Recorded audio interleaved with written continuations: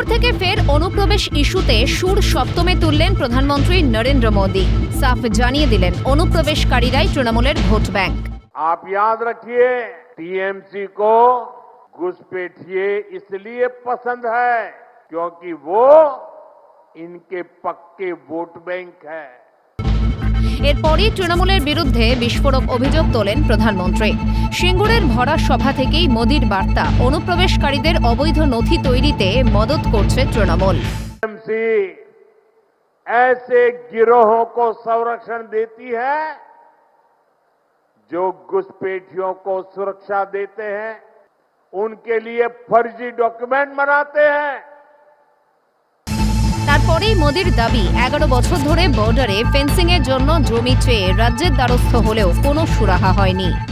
11 वर्षों से केंद्र सरकार टीएमसी सरकार को बार बार चिट्ठी लिख रही है कि बंगाल के बॉर्डर पर फेंसिंग लगानी है, इसके लिए जमीन चाहिए, लेकिन टीएमसी को कोई फर्क नहीं पड़ता।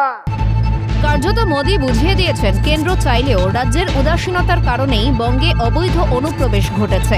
ঠিক সেই কারণেই এই পরিস্থিতির বদলের জন্য নিজের ভোটাধিকার প্রয়োগের মাধ্যমে তৃণমূল সরকারকে ক্ষমতাচ্যুত করার ডাক দেন প্রধানমন্ত্রী। साथियों, समय आ गया है जब घुसपैठ को भी पूरी तरह रोकना होगा और जो लोग बीते दशकों में फर्जी कागज बनाकर यहां घुल मिल गए हैं, उनकी पहचान करके उन्हें उनके देश वापस भी भेजना होगा। ये काम कौन कर सकता है? ये काम कौन कर सकता है? ये काम कौन कर सकता है? ये काम कौन कर सकता है?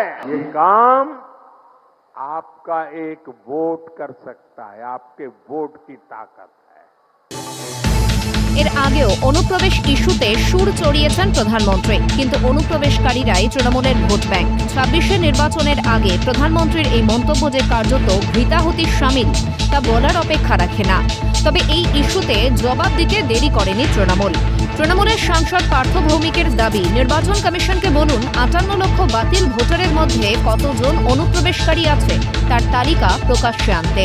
আমি আপনাকে বলছি, আপনারই তো পার্টি অফিস নির্বাচন কমিশন, আপনারই তো চাকর বাকর বসে আছে সব, তাদের বলুন না 58 লক্ষের মধ্যে কটা ঘুসপেটিয়ার নাম পেয়েছে, নামের তালিকা প্রকাশ করতে বলুন। কটা রোহিঙ্গা পেয়েছে, নামের তালিকা প্রকাশ করতে বলুন। আপনার যদি ক্ষমতা থাকে, আপনার যদি দম থাকে, আপনি যদি সত্যিই ভারতের প্রধানমন্ত্রী হন, তাহলে নির্বাচন কমিশনকে বলুন কটা ঘুসপেটিয়ার নাম আপনি বাংলার যাদের নাম বাতিল হয়েছে তাদের মধ্যে পেয়েছেন। সব মিলিয়ে 26 নির্বাচনের আগে অনুপ্রবেশ ইস্যুতে ফের সরগরম বঙ্গের রাজনৈতিক ময়দান, তার বলার অপেক্ষা রাখে না। ক্যালকাটা নিউজ।